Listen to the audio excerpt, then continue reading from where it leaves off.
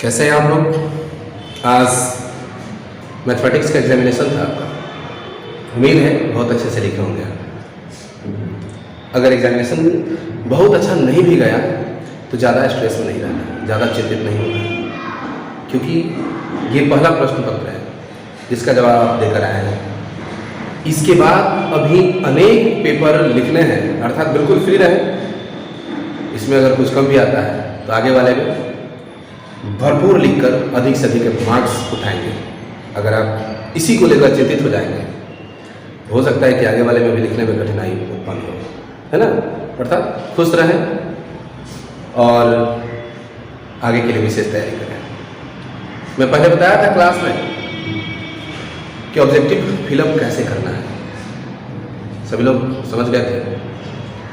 लेकिन कुछ बाहर से विद्यार्थी आ रहे हैं, हमसे आके मिले और बड़ी खुश नज़र आ रहे थे और हमको समझाए कि सर प्रश्नों की संख्या तो दोगुने दिए गए हैं, हमने लहा दिया। मैंने सोचा कि भाई ये तो खुद फंस गया। कभी कभी आप लोग देखे होंगे, यानी इससे पहले वाले पेपर में भी, यानी पिछले वर्ष में लड़का अच्छा से लिखा है, पूरा का पूरा बना करके आया है, यहाँ आकर के वो काउंट कर रहा है कि सारे हम तो 1 से लेकर के 100 तक के मैथमेटिक्स में हमारा 70 क्वेश्चन सही हो जा रहा है, 50 मार्क्स उन्होंने क्यों नहीं दिया। इस तरह के अजीब अजीब सवाल किया करते थे।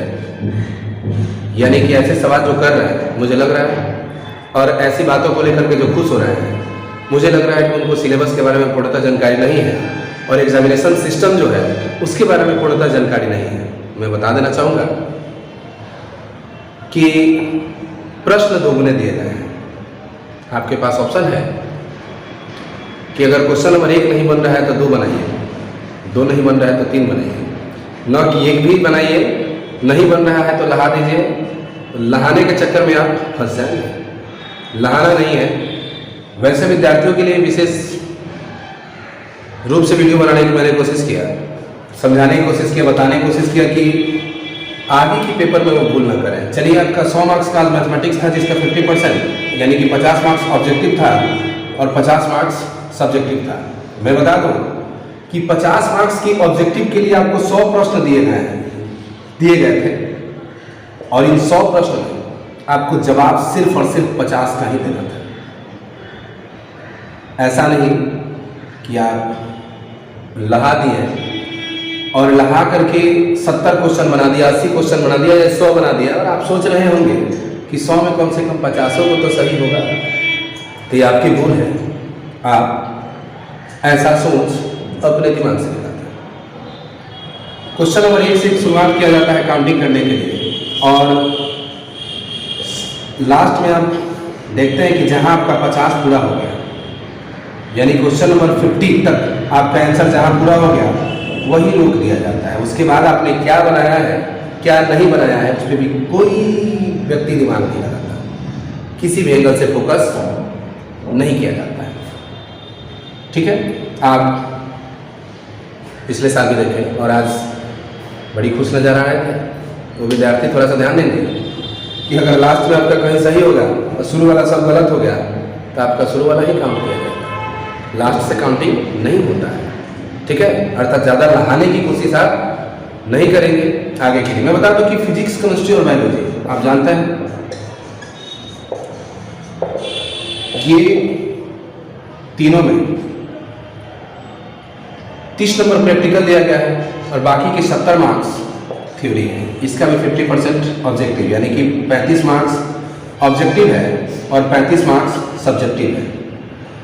तो 35 मार्क्स की ऑब्जेक्टिव के लिए प्रश्नों की संख्या आपके पास 70 है, यानी कि आपको कितने क्वेश्चन दिए गए हैं? 70 क्वेश्चन दिए गए हैं। इन 70 प्रश्नों में आपको जवाब देना है सिर्फ और सिर्फ 35। ये आपके सहूलियत के लिए दिया गया है ना। ज़्यादा क्वेश्चन आपके सहूलियत के लिए दिया गया है कि आप अगर एक प्रश्न से परिचित नहीं है, वो आपको ज्ञात नहीं है, उसके बारे में आपने नहीं सुना है, तो दूसरे प्रश्न को हल करें, तीसरे प्रश्न को हल करें, चौथे प्रश्न को हल करें, यानी जो आपको आता है वही हल करें, लेकिन कुल 35 ही हल करें, न कि लहा दें और काउंटिंग करा दें घर आकर के कि अरे हमने तो इतना लिखा था, इतना में तो इतना सही हो जाना चाहिए और उतना मार्क्स नहीं आए तो बाद में एग्जामिनेशन सिस्टम को दोषी ठहराया, है ना, और जो शिक्षक हैं उसको दोषी ठहराया, है ना। इससे पहले आप सिलेबस को अच्छी तरह से जान लें। नहीं पता तो आप अपने क्लास में सर से पूछें, सलाह लें, ठीक है। यूट्यूब एक बहुत बड़ा प्लेटफॉर्म है जिसके माध्यम से आप ऐसे ऐसे बिंदु पे अधिक से अधिक ज्ञान प्राप्त कर सकते हैं, ना कि घर बैठे घड़ियाने लगे, चिल्लाने लगे कि मोदिया जो है सिलेबस से बदल दिया है, मुंहदेखल काम कर रहा है, तो जातिवाद कर रहा है। इसमें ऐसा कुछ नहीं होता है। अच्छी तरह से सिलेबस की ज्ञान प्राप्त करें। मैंने बताया कि 35 प्रश्न के लिए 70 क्वेश्चन, 35 आंसर के खातिर आपको 70 क्वेश्चन दिए गए हैं। इन 70 क्वेश्चन में आप वही क्वेश्चन का चुनाव करेंगे जो आप जानते हैं, है ना। लाना भी है तो लास्ट में लाएं, अंत से कुछ प्रश्नों पे लाएं, ताकि शुरुआत का आपका काउंटिंग कर लो, जो आप जानते हैं वो लिखें, ठीक है। फिर से एक बार देख लेते हैं कि 1 से 70 तक जो प्रश्न दिए गए हैं उन प्रश्नों को आप गौर से पढ़ेंगे, गौर से पढ़ लेंगे। पढ़ने के बाद आप जिससे परिचित हैं, जो आपको ज्ञात है, सिर्फ और सिर्फ उसका जवाब देंगे। जवाब देने के बाद आप उसे काउंट करेंगे कि हमने कितने प्रश्नों का जवाब दे दिया। अगर आपने 35 दे दिया, बिल्कुल सही, ज़्यादा दिमाग नहीं लगाना है, फिर उतना ही को रंगिए। 35 में कुछ कम पड़ रहा है तो फिर से एक बार देखें प्रश्न, और हो सकता है कुछ याद आ जाए, नहीं आता है तो लास्ट से याद लहाने की कोशिश करें। लहाना भी तो अंतिम से लहाएंगे, मामला फंस जाएगा नहीं तो, है ना। फंसेगा क्या, शुरू में अगर हो सकता है कि लास्ट, जैसे मान लीजिए कि आप 50 तक के प्रश्नों में कुछ क्वेश्चन यानी कि 20 क्वेश्चन को आपने परफेक्ट बना लिया, 1 से 50 तक के क्वेश्चन में 20 क्वेश्चन को आपने परफेक्ट बना लिया है, और 50 से 70 तक आपको 10 ही पता है, चाहे 8 ही पता है, ठीक है। 20, 8, 28 मार्क्स तक, यानी 1 से 70 तक आप 28 तक बिल्कुल करेक्ट आंसर आपने चिन्हित किया है, तो आप सोचेंगे कि हमारा 28 को तो सही आ रहा है, 7 प्रश्न और है। 7 प्रश्न के लिए तो 1 से लेकर 70 तक कहीं 7 को लहा दीजिए, चाहे 14 को लहा दीजिए, चाहे शेष ढेर सारे क्वेश्चनों को लहा दीजिए, उसमें से कम 7 को तो सही हो जाएगा। यहाँ आप बिल्कुल फंस जाएंगे, पूर्ण रूप से फंसेंगे। कारण यह है कि शुरुआत से क्वेश्चन गिना जाएगा, और गिनते गिनते जहाँ आपका 35 पूरा हुआ वहीं फुल स्टॉप। इसके बाद आपने सही बनाया कि गलत बनाया, इस पर ध्यान नहीं देगा, ठीक है। अर्थात ये 7 प्रश्न जो आप लहाने की कोशिश कर रहे हैं, ये नीचे से लहाइए। लहाना भी है तो नीचे से लहाइए, है ना, ताकि ऊपर जो आपने सही बनाया है लास्ट तक सही वाले का कलेक्शन हो सकेगा, सभी को काउंट किया जाएगा, और अंत में देखा जाएगा कि एक आध नंबर इधर उधर हो रहा है, ठीक है, कहीं आपका लह गया है तो उसमें इंक्लूड कर दिया जाएगा, शामिल कर लिया जाएगा। इस तरह से आपको 35 मार्क्स दिए जाएंगे, ठीक है।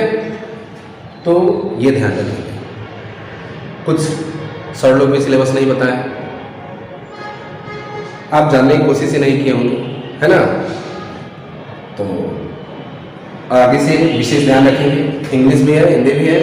इंग्लिश और हिंदी के लिए भी आप विशेष फोकस करेंगे, यानी कि जैसे मैथमेटिक्स में मैंने बताया कि 50% ऑब्जेक्टिव, यानी कि 50 मार्क्स ऑब्जेक्टिव रहेंगे, और 50 में 100 क्वेश्चन दिए, 50 के लिए 100 क्वेश्चन दिए जाएंगे।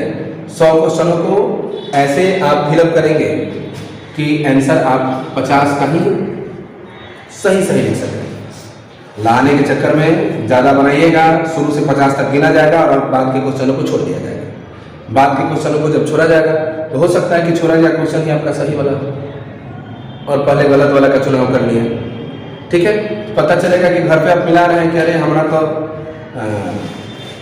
50 को में 100 में 50 को बिल्कुल सही है, फिर हमारा क्रॉस लग गया, तब काहे लग गया, है ना। तो आप किसी दूसरे को दोषी नहीं ठहराएंगे, दोषी आप होंगे, क्योंकि आपको सिलेबस का ज्ञान नहीं था, आपको विशेष जानकारी नहीं थी। तो अब जान लें कि सिर्फ और सिर्फ 50 का ही उत्तर देंगे, और लहाना भी है तो नीचे से लाएंगे, ऊपर से लाने की कोशिश नहीं करेंगे, ठीक है। ऊपर से लाएंगे, हो सकता है कि 50 पूरा हो गया और आपके बाद वाला आंसर सही लिखे हैं, तो सही क्वेश्चनों को, सही आंसरों को छोड़ दिया जाए, फिर आप कर जाएंगे, ओके। विशेष रूप से ध्यान देंगे और अधिक से अधिक लिखने की कोशिश करें, है ना। दीर्घ उत्तरीय के लिए तो कोई टेंशन नहीं है, आप लोग हर विद्या को जानते हैं। नहीं जानते हैं तो रात में एक बार स्टडी करें, कल जो पेपर है उसके बारे में थोड़ा सा सोचें, है ना, और अधिक से अधिक प्रश्नों को टच करें। सिर्फ प्रश्न को देखेंगे तो हो सकता है कि जो आप पढ़े हैं कुछ आंसर याद आ जाए, तो जब आंसर याद आ जाएगा तो आप उसको आधार मानकर टेक्निकल लैंग्वेज का यूज करके अधिक से अधिक लिख सकते हैं। अधिक से अधिक लिखेंगे, अधिक से अधिक का मार्क्स आप उठाएंगे। लिखावट पे विशेष ध्यान देंगे, सुंदर लिखें, पैराग्राफ या जो भी लिखने के नियम बनाए गए हैं और बताए गए हैं उस पर विशेष फोकस करेंगे, ठीक है। अदरवाइज आप चूक जाएंगे, है ना।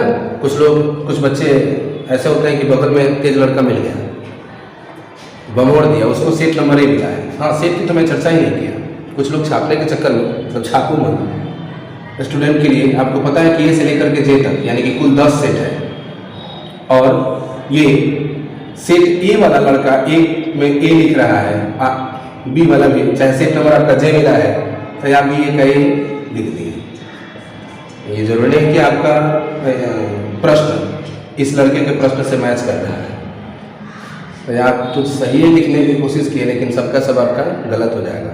सेट 10 को है और 10 सेट में क्वेश्चन तो सब सेम है लेकिन नंबर अलग अलग है। ये जरूरी नहीं कि एक का आंसर ए होगा, 2 का आंसर ए होगा, 3 का आंसर बी होगा, तो आप में भी ए और बी ही होगा, ऐसा नहीं होगा, है ना। अर्थात छापना ही है तो पहले प्रश्न मिलाइए और अपने क्वेश्चन पेपर पे टिक आउट कीजिए उस आंसर को देखकर, है ना। लॉन्ग क्वेश्चन जब लिख रहे हैं तो वहाँ भी खंड बनाए, जैसे शुरुआत में तो खंड बनाए क्या है, ए और बी, तो खंड को विशेष ध्यान देंगे। और उसके बाद जैसे आप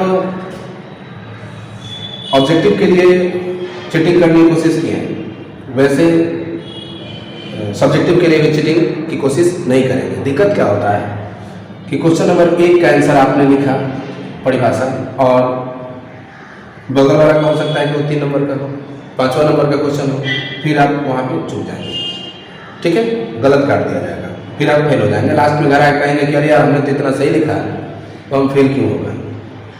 देख रहे हैं कि अभी रिकॉर्ड बन रहा है, हर जगह अधिक से अधिक बच्चे फेल कर रहे हैं। फेल करने का कारण यही है, छापू मन बैठ के। कुछ लोग तो ऐसे मिल जाते हैं कि पहला वाला का रोल नंबर रोल कोड अपने वाला में रोल नंबर रोल कोड में फिलअप कर देता है, पहले वाले का नाम अपने वाले में ही छाप लेता है, तो इतना ना छापे। दूसरी बात है, छापने के चक्कर में आपका लिखावट जो है बिल्कुल खराब होता चला जाता है। लिखावट पे विशेष फोकस करेंगे, है ना, अधिक से अधिक सुंदर लिखने की कोशिश करेंगे, है ना। आपका टेक्निकल लैंग्वेज ठीक है, यानी कि आप उसको बेस बनाएंगे तो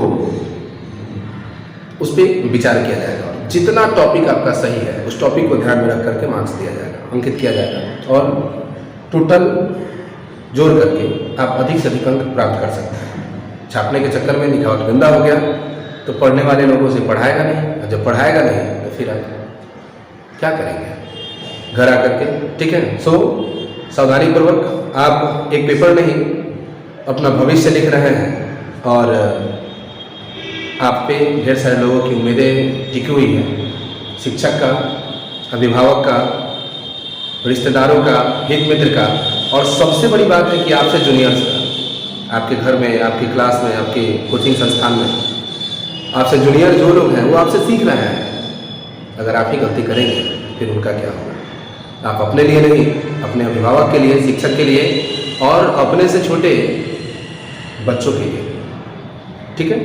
सोच समझ कर लिखें, ज़्यादा से ज़्यादा अंक लाएं, है ना, क्योंकि आप एक पेपर नहीं इतिहास लिख रहे हैं, अपना जीवन लिख रहे हैं, ठीक है, अपनी ज़िंदगी लिख रहे हैं, और साथ ही साथ अपने जूनियर लोगों को आप एक अच्छा मार्ग देने जा रहे हैं, ठीक है, अच्छे रास्ता दिखा रहे हैं। सोच समझ के लिखें, ज़्यादा से ज़्यादा लिखें। चलिए, बहुत बहुत धन्यवाद।